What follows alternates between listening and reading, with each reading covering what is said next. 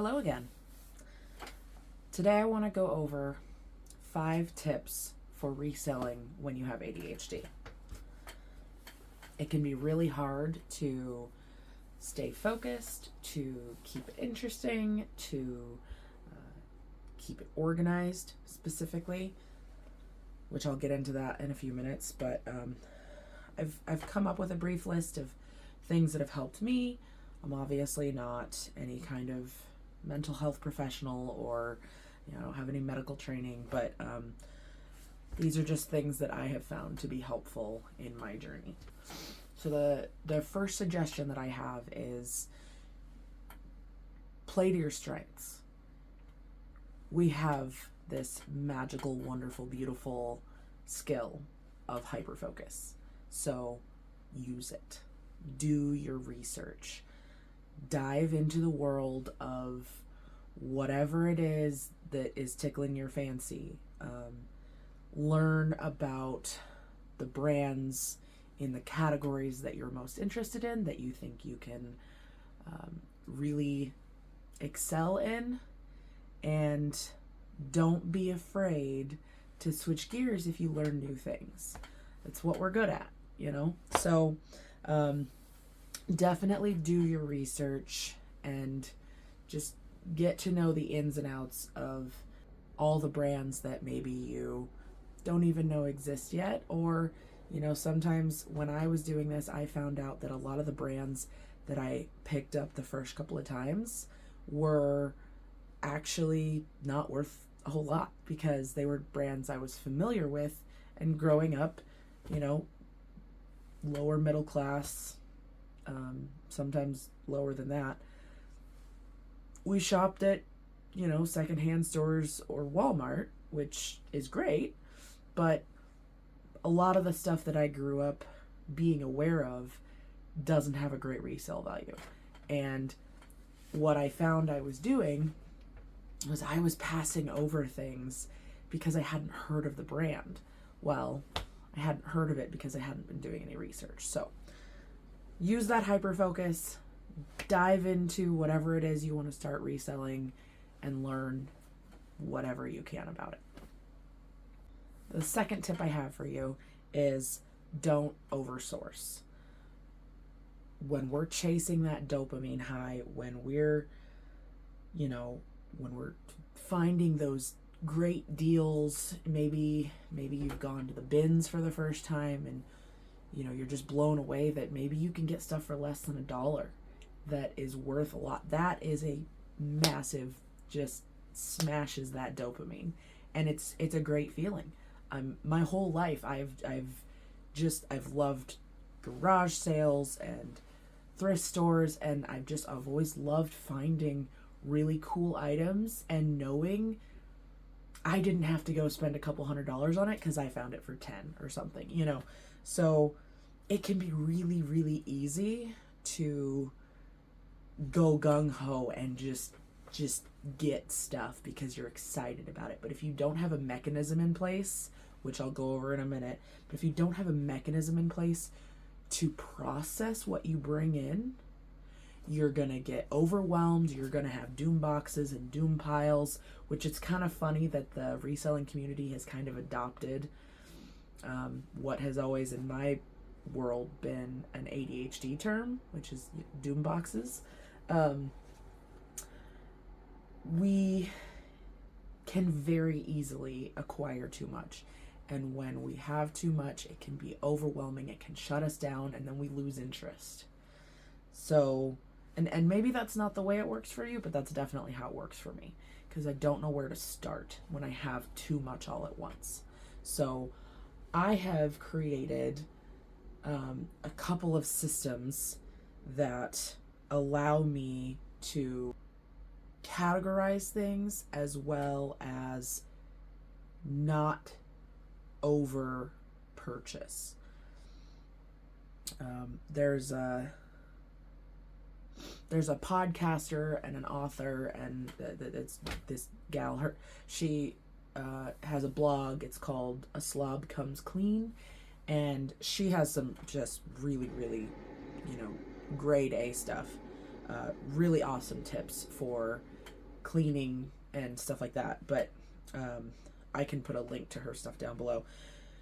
She has container theory, and I don't remember if that's exactly what she calls it, but basically that you have a container and you don't want to go outside of that container. Once that container's full, you're done. So trying to apply that to inventory, I have, for instance, I have this shoe rack, and once that shoe rack is full, I am not allowed to source more shoes.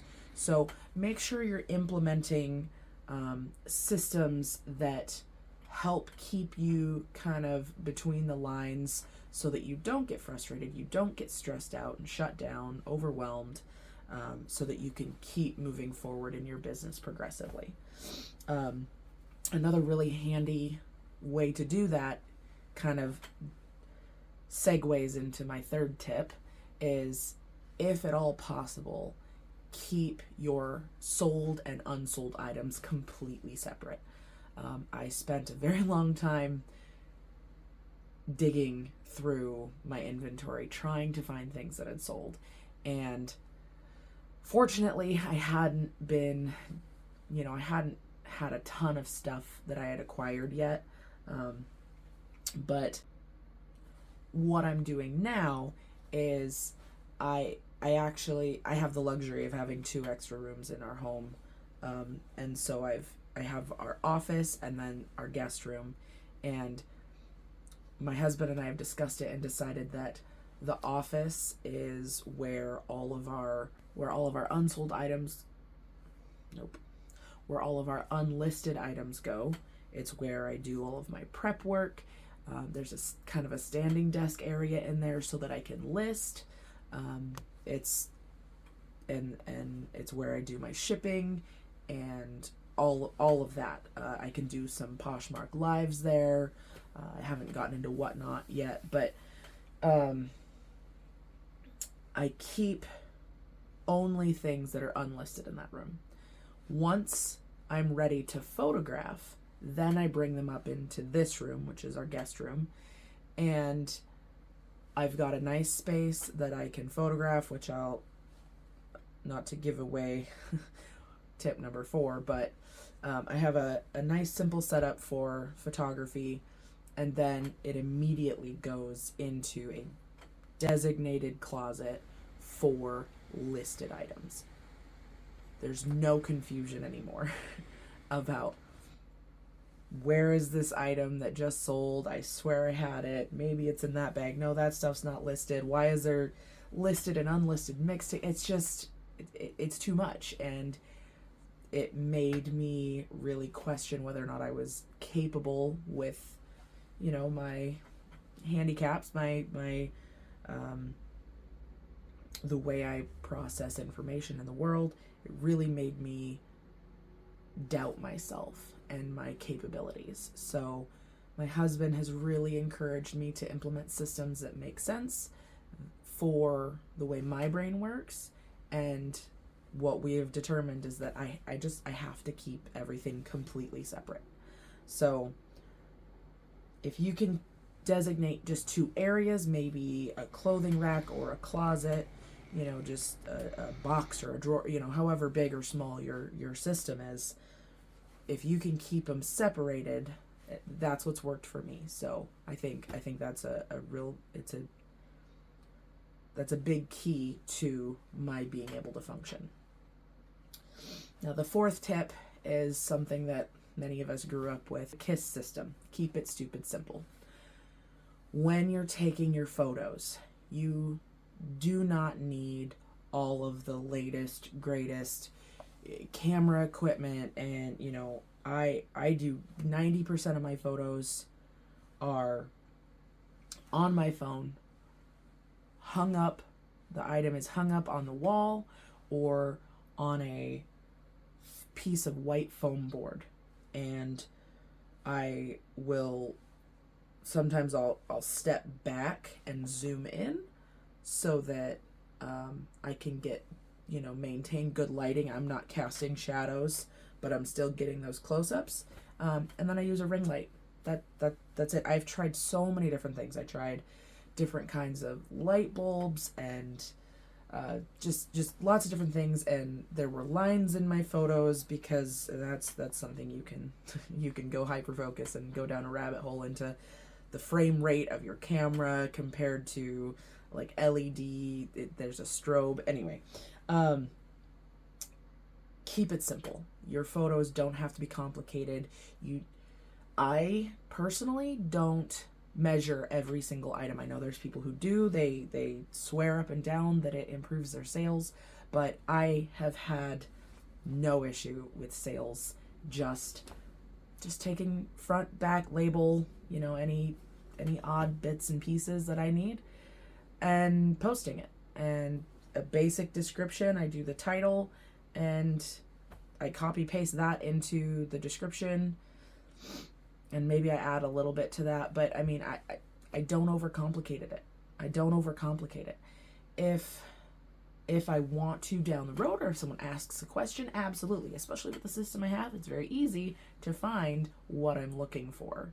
I just had someone ask for pit to pit on a Columbia shirt that I had listed a couple weeks ago.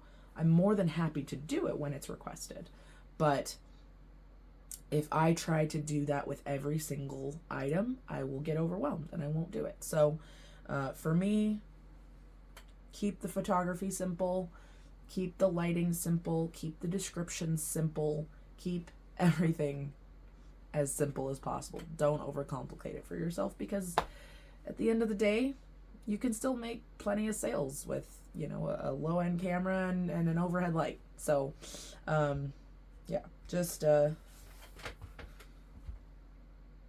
have faith in your sourcing ability and put it out there, and you'll learn as you go, And the fifth tip I have is more specifically related to Poshmark reselling, but it does apply to other things, is get help, basically. Personally, I use Flip, which is a Chrome add-on that will auto share and auto offer and auto follow and cross list. It does a ton of things, and it's 100% free. I know there's people that use what are a couple of the other ones? Is it Vendu, List Perfectly, Posher VA, or I mean there's people who will just simply pay someone else to go in and do it. But you have to keep up with the sharing and the following and the social media aspect of it. And since I have started using Flip, my business has, I mean obviously there's other factors, but it has exploded. And I'm not doing enough to be able to work from home yet, like full time doing this, but I've only been trying for 2 months, and in the 5 years that I've been on Poshmark and casually listing things here and there, in the last 2 months I have made more sales than I did in the last 5 years. So clearly I'm doing something right, and that's a whole different video, is kind of what prompted me to start this whole journey. But those are my 5 tips for reselling when you have ADHD. If you have any tips that you think maybe I should have mentioned, please comment below. I am always wanting to learn more tips, ways that I can better my business. And if there's any other videos or lists or something that you'd like to see, let me know. You're welcome to shoot me a message if you've got questions. I'm happy to have positive and constructive conversation about, supporting mental health and ADHD and neurodivergence and neurospiciness and all those great things. So thank you for watching, and I hope you enjoyed.